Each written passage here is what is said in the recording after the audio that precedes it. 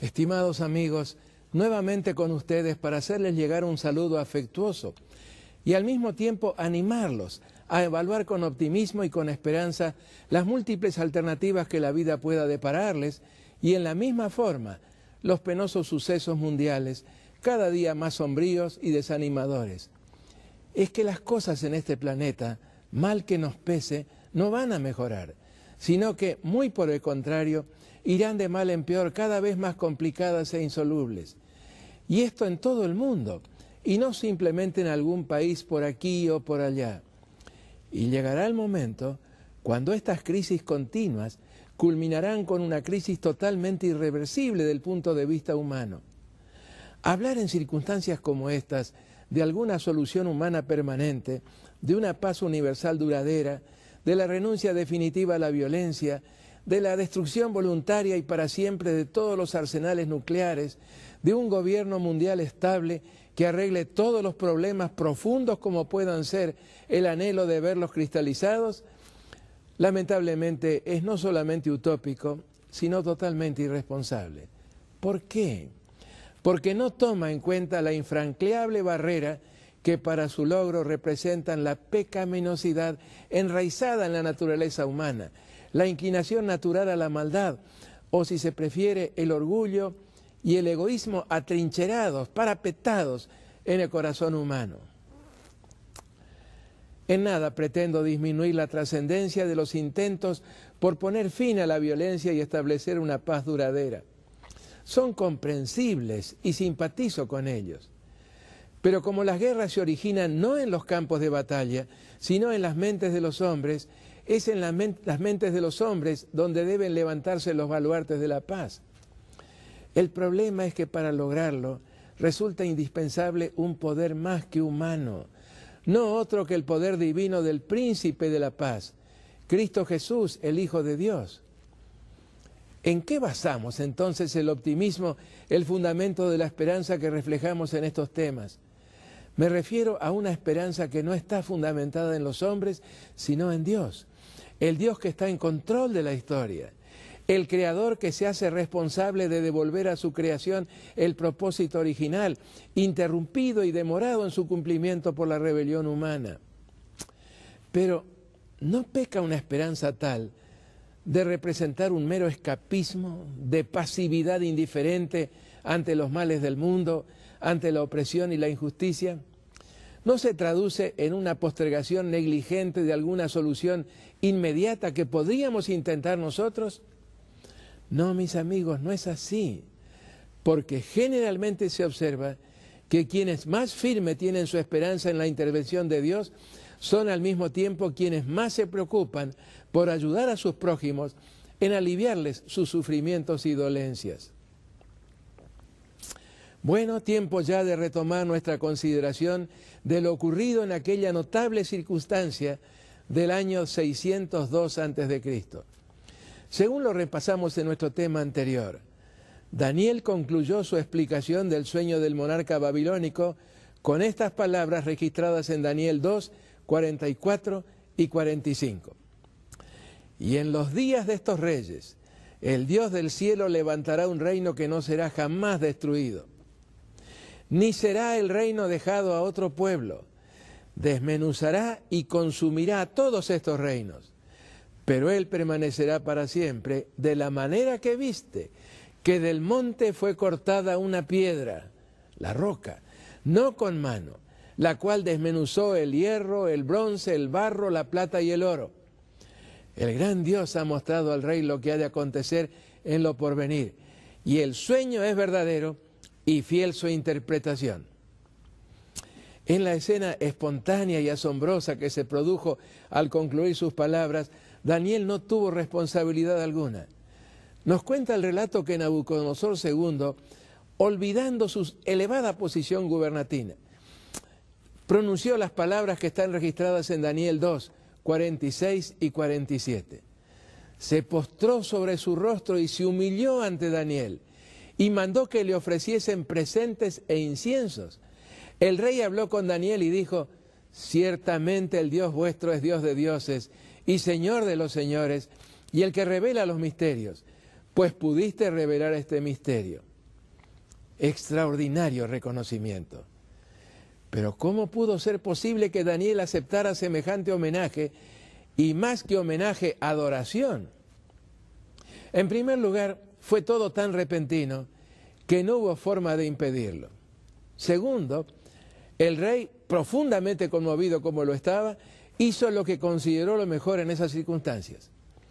En tercer lugar, resulta evidente que el homenaje estuvo dirigido no tanto a Daniel como al Dios de Daniel, como lo revelaron las palabras del emperador.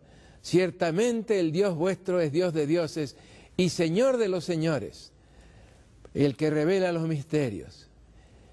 Y así debieron haberlo entendido tanto el joven profeta como todos los que se encontraban en el salón del trono, en esas emotivas circunstancias. 2 siglos y medio más tarde, en el año 332 a.C., Alejandro III Magno, o Alejandro el Grande, aquel gran general macedónico, protagonizó una escena bastante similar. Luego de un sitio muy prolongado y difícil, Alejandro había logrado tomar la orgullosa ciudad fenicia de Tiro. Durante el sitio había solicitado ayuda a los judíos, pero estos, todavía bajo el control medo-persa, habían ignorado el pedido. Ahora, victorioso ya, Alejandro, con sed de venganza por el desprecio del que se consideraba haber sido objeto, se acercaba a los muros de Jerusalén. ¿Qué pasó entonces?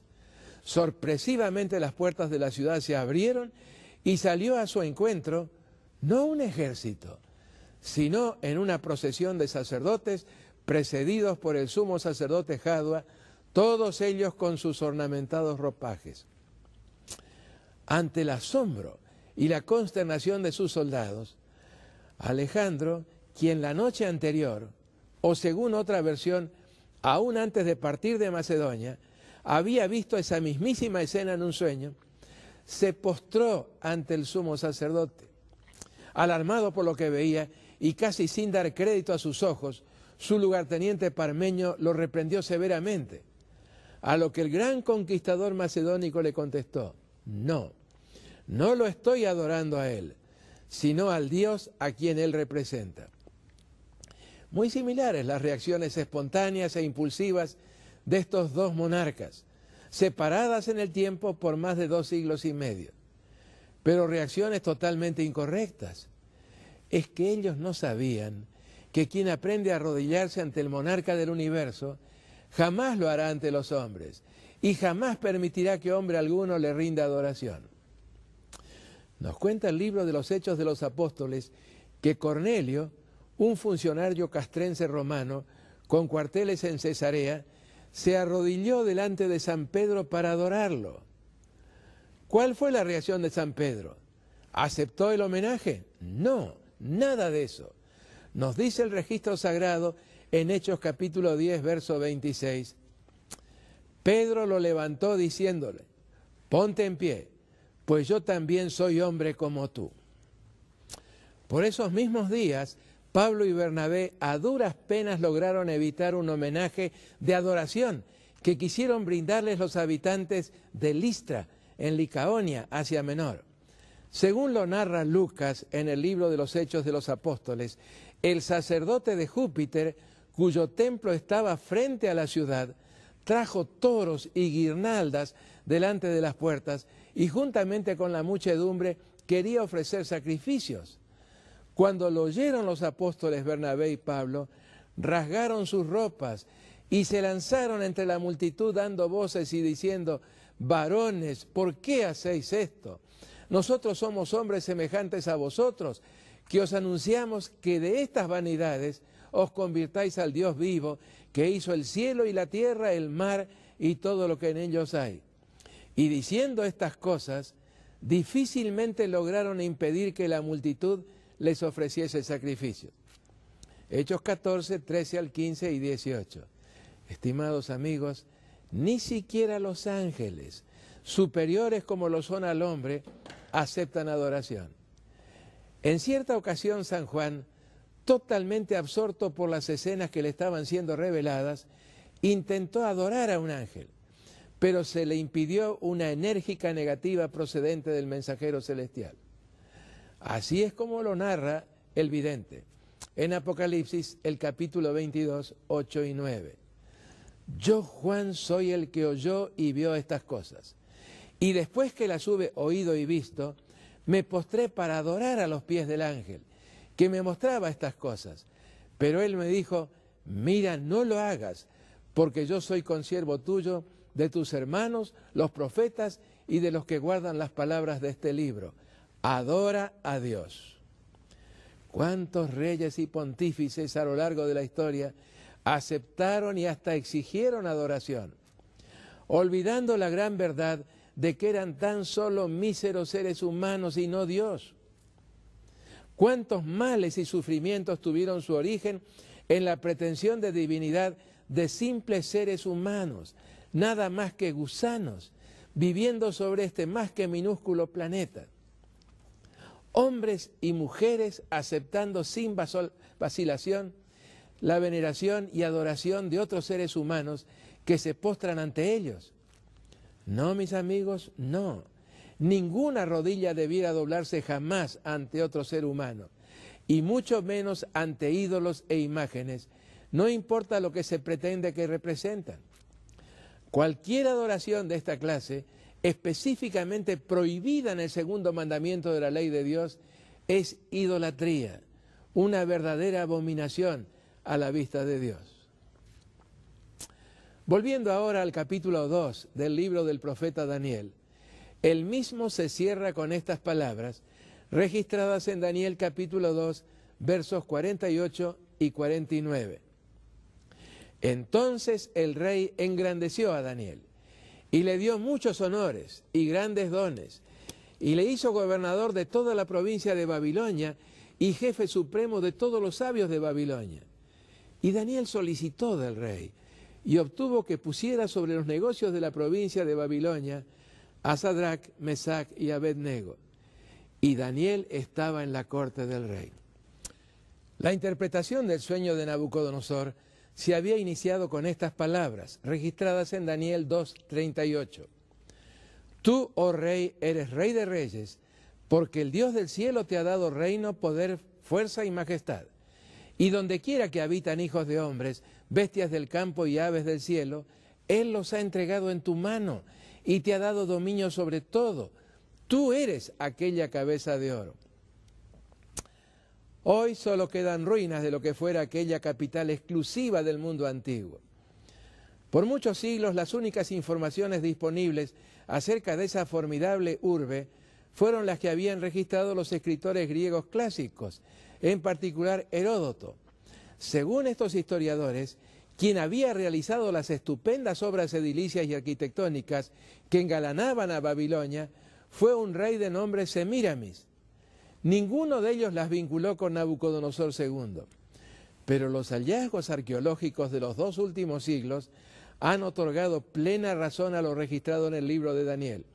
La grandeza descollante de la metrópoli del Éufrates fue obra del poder y genio de Nabucodonosor y no de Semíramis. Esta reina, porque no fue rey sino reina, llamada Sumu-Ramat en las inscripciones cuneiformes, fue en realidad reina madre de Asiria y regente de su hijo Adad-Nirari III, mientras éste era niño. Este es el mismo monarca que escuchó y aceptó el mensaje de Dios a través del profeta Jonás. ¿Recuerdan, amigos? Nada tuvo Semíramis que ver con Babilonia. De paso, y conviene que lo destaquemos, esta es una de las tantas instancias en las que la pala de los arqueólogos ha contribuido a demostrar más allá de toda duda la autenticidad e historicidad del libro de Daniel. No hay dudas de que Babilonia fue una ciudad imponente, que con toda propiedad pudo ser representada por aquella cabeza de oro. Cuando años más tarde Nabucodonosor dejó escapar aquella frase en la que expresó su admiración por lo logrado, que encontramos en Daniel 4:30, ¿recuerdan? ¿No es esta la gran Babilonia que yo edifiqué para casa real con la fuerza de mi poder y para gloria de mi majestad? No hizo más que expresar un sentimiento y convicción compartidos en todas partes del mundo antiguo. No obstante, La gloria y el dominio de Babilonia serían pasajeros. ¿Dónde están hoy aquellos imponentes edificios? La mayor parte de ellos fue demolida por el rey medo-persa Jerjes I como castigo y escarmiento por un par de revoluciones que se gestaron contra él en la ciudad. El resto de la demolición correspondió a Seleuco I Nicátor, uno de los sucesores de Alejandro III Magno, quien con ladrillos y otros materiales extraídos de la urbe levantó la ciudad de Seleucia sobre el Tigris, ejemplo destructivo que fue seguido posteriormente por otros constructores. Pero ¿por qué debió correr esa suerte Babilonia? ¿Acaso no había reconocido Nabucodonosor la grandeza y la majestad de ese Dios a quien acababa de conocer? ¿No habían sido sus palabras: ciertamente el Dios vuestro es Dios de dioses y Señor de los reyes, y el que revela los misterios, pues pudiste revelar este misterio? Ese fue ciertamente un reconocimiento notable de parte del mayor exponente del paganismo de aquellos tiempos. Pero el rey solo había captado que esa divinidad que le había revelado el futuro tenía mayores conocimientos que las demás. Nada hubo en su actitud que evidenciara la más mínima disposición de entregarle su vida y rendirle adoración constante. Había comprendido, sí, la parte que a él le tocaba desempeñar en la historia del mundo, la relación que su reino debía tener con el reino de Dios, y también la forma en la que ese reino habría de establecerse finalmente en la tierra. Pero no había pasado de allí. Bajo el impacto del mensaje que Dios le había dirigido mediante el sueño, Nabucodonosor abandonó por algún tiempo la idolatría. Sin embargo, el paso de los años, la presión continua representada por la administración de su vastísimo imperio y especialmente la prosperidad que acompañaba todas sus empresas, hicieron que el orgullo volviera a tomar control de su mente y corazón. Preocupado solamente por la exaltación de su nombre y la consolidación de su brillante imperio, lentamente fue volviendo a la idolatría, hasta abrazarla otra vez de lleno y con celo renovado. No obstante, no podía borrar de su mente la tremenda impresión que le había provocado aquel sueño de la estatua, y las palabras «Tú eres aquella cabeza de oro» resonaban continuamente en sus oídos. Tanto hablaba de aquella vivencia que un buen día, en una reunión del gabinete imperial, alguien propuso la idea de que se erigiera una estatua de características similares, a fin de que todos pudieran comprender el significado y la importancia de la Babilonia representada por la cabeza de oro de la estatua. El rey acogió la sugerencia con entusiasmo, y en un rapto de inspiración, no divina por cierto, decidió que toda la estatua habría de ser confeccionada o por lo menos recubierta de oro. Así se representaría el imperio neobabilónico tal cual lo anhelaba el rey, indestructible, eterno, imperio que desmenuzaría a todos sus rivales, perdurando para siempre. A Nabucodonosor le había sido dicho muy claramente que los tiempos y las edades, es decir, la historia toda, están en las manos de Dios. Pero ahora el rey resolvió olvidarlo y construir una estatua que así habría de demostrarlo. Y hacerlo no solo en forma exitosa, sino también impune. Y aquellos consejeros ministeriales que debían la vida a Daniel y al Dios de Daniel apoyaron ciegamente el presuntuoso plan del atrevido monarca. La estatua sería enteramente de oro, de la cabeza a los pies. Nada ni nadie podría algo en contra del poderío babilónico. Sí, mis amigos, el corazón humano puede ser muy perverso y rebelde cuando no ha sido completamente transformado por la gracia de Dios. En la planicie de Dura, a corta distancia de la ciudad, artistas habilidosos erigieron la colosal efigie sobre un alto pedestal. Nunca antes se había visto en Mesopotamia un objeto tan majestuoso e imponente, y seguramente su erección no tenía precedente alguno en todo el mundo antiguo. En esas circunstancias, y de la labia fácil de cortesanos aduladores, surgió otra sugerencia, más osada aún, la de hacer de esa imagen de Babilonia un objeto de culto y adoración, en abierto desafío al Dios del cielo. Es más, la inauguración de la misma sería la oportunidad para que el rey manifestara en pública rebelión su oposición al plan de Dios. Su reino no sería reemplazado por ningún otro de calidad inferior. El oro utilizado en la construcción proclamaría la perpetuidad de la gloria de Babilonia. Y lo que había comenzado simplemente como una sugerencia de erigir una estatua conmemorativa a la revelación de Dios, se fue complicando más y más a medida que nuevas ocurrencias se fueron agregando al proyecto original. Cuando llegó el momento de la inauguración, muchos meses después de aquella reunión ministerial, la idea había crecido a proporciones majestuosas e imponentes. Todo funcionario babilónico debía estar presente en la ceremonia. No solo los que se desempeñaban en la corte, sino también los de las provincias más alejadas y remotas, incluso los reyes vasallos. Ningún rincón del vastísimo imperio debía ignorar el osado desafío que el rey de Babilonia iba a lanzar contra el Dios del cielo. ¿Saben, estimados amigos? Detrás de toda esta planificación había algo más, y esto no deberíamos olvidarlo al estudiar la historia. A través de este rey orgulloso y pagado de sí mismo, a través de Babilonia, la gran potencia de las orillas del río Éufrates, Satanás se proponía cambiar los tiempos, intentando así arrebatar el control de la historia de las manos de Dios.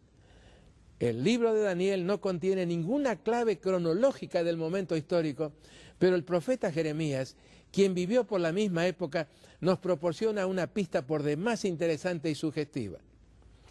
En los capítulos finales de su libro se registra una impresionante profecía contra Babilonia, no solo la de sus días, la literal, sino también contra la Babilonia mística o simbólica que habría de aparecer mucho más tarde sobre la tierra y de cuya triste y nefasta trayectoria habla el Apocalipsis. Según la profecía de Jeremías, la destrucción de ambas habría de ser total, final. ¿Cuándo escribió Jeremías esta anticipada sentencia divina? Cuando Seraías, el edecán principal de Sedequías, rey de Judá, se aprestaba para partir hacia Babilonia. ¿Para qué iba a realizar un viaje tan largo y cansador este funcionario? Para acompañar a su rey, a Sedequías. Y todavía una pregunta más. ¿Cuándo fue que Sedequías viajó a Babilonia? En el 4º año de su reinado, es decir, en el año 594 a.C., unos 8 años después del sueño dado a Nabucodonosor II. Que este viaje estaba vinculado de alguna manera con la grandeza del imperio babilónico, lo revela precisamente el contenido de los capítulos mencionados y particularmente el acto simbólico que debía cumplir Seraías en cuanto llegara a la vista de los muros de la ciudad. Este fue el encargo dado por Jeremías a Seraías, tal como lo registra en Jeremías capítulo 51, versos 61 al 63. Cuando llegues a Babilonia y veas y leas todas estas cosas, dirás: oh Jehová, tú has dicho contra este lugar que lo habías de destruir, hasta no quedar en él morador, ni hombre ni animal, sino que para siempre ha de ser asolado. Y cuando acabes de leer este libro, le atarás una piedra y lo echarás en medio del Éufrates, y dirás: así se hundirá Babilonia, y no se levantará del mal que yo traigo sobre ella, y no se recobrará del mal que yo mismo voy a traer sobre ella. En aquel entonces Babilonia se proponía arrebatar el control de la historia de las manos de Dios. Y no solo eso, sino también exterminar a todos los que se opusieran a su grandeza y dominio. Pero cuando el cortejo real de Judá llegara a la vista de la grandiosa y resplandeciente ciudad del Éufrates, con su formidable imagen destacándose nítidamente sobre la planicie circunvencina, Seraías debía arrojar solemnemente una piedra a las aguas del río y atada a ella una copia de la sentencia, de esa sentencia divina registrada en Jeremías 51, 64. Así se hundirá Babilonia y no se recobrará del mal que yo mismo voy a traer sobre ella. Con todas estas consideraciones, nos hemos apartado del hilo del relato y ya nos resulta un poco tarde como para retomarlo. El desenlace del intento de Nabucodonosor de tomar el control de la historia de las manos de Dios no pudo haber sido más dramático y espectacular. La ceremonia inaugural terminó en forma totalmente inesperada porque Dios decidió intervenir. ¿Cómo lo hizo Dios? ¿Y qué ocurrió cuando lo hizo? La respuesta a estos interrogantes es tan interesante como lo son los mismos interrogantes, pero no podremos adelantarla ahora. Apreciados amigos, Dios no siempre acepta los desafíos que los seres humanos puedan lanzarle. Es más, en los Salmos se dice que Dios escucha al ateo afirmando que el Ser Supremo no existe, que es pura imaginación de quienes lo inventaron, y que al escucharlo desde los cielos, Dios sonríe. Le causan gracia afirmaciones tales de parte de individuos cuya vida no podría ser más contingente e intransitoria. Pero a veces Dios no se ríe ante desafíos tales. De hecho, jamás lo hace cuando la existencia de su pueblo se ve amenazada. Y en el caso del desafío representado por el intento de inauguración de la estatua, Dios no se rió. Dios se puso muy serio.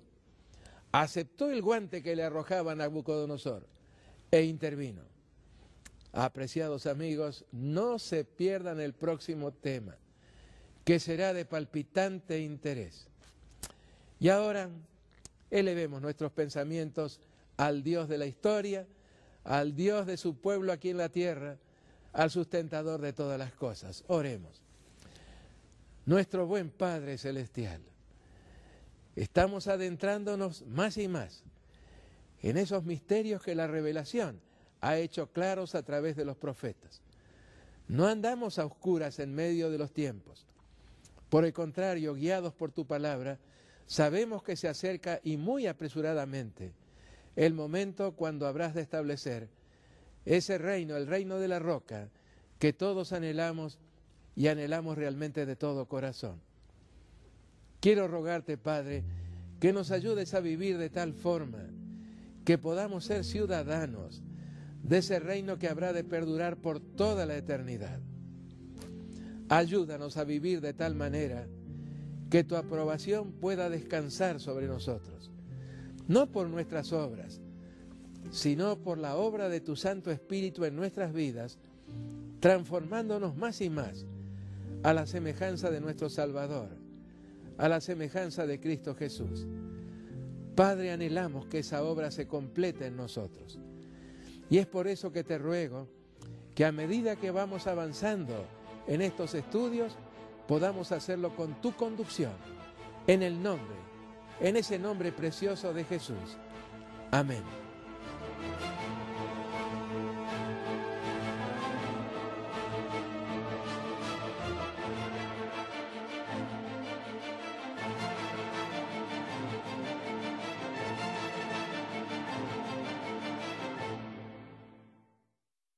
Otros, no, mis amigos, no es así, porque generalmente se observa que quienes más firme tienen su esperanza en la intervención de Dios son al mismo tiempo quienes más se preocupan por ayudar a sus prójimos en aliviarles sus sufrimientos y dolencias. Bueno, tiempo ya de retomar nuestra consideración de lo ocurrido en aquella notable circunstancia del año 602 a.C. Según lo repasamos en nuestro tema anterior, Daniel concluyó su explicación del sueño del monarca babilónico con estas palabras registradas en Daniel 2, 44 y 45. Y en los días de estos reyes, el Dios del cielo y la paz, Cristo Jesús, el Hijo de Dios. ¿En qué basamos entonces el optimismo, el fundamento de la esperanza que reflejamos en estos temas? Me refiero a una esperanza que no está fundamentada en los hombres, sino en Dios. El Dios que está en control de la historia. El Creador que se hace responsable de devolver a su creación el propósito original, interrumpido y demorado en su cumplimiento por la rebelión humana.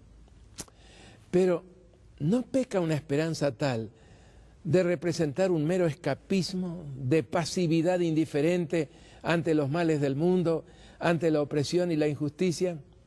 ¿No se traduce en una postergación negligente de alguna solución inmediata que podríamos intentar nosotros?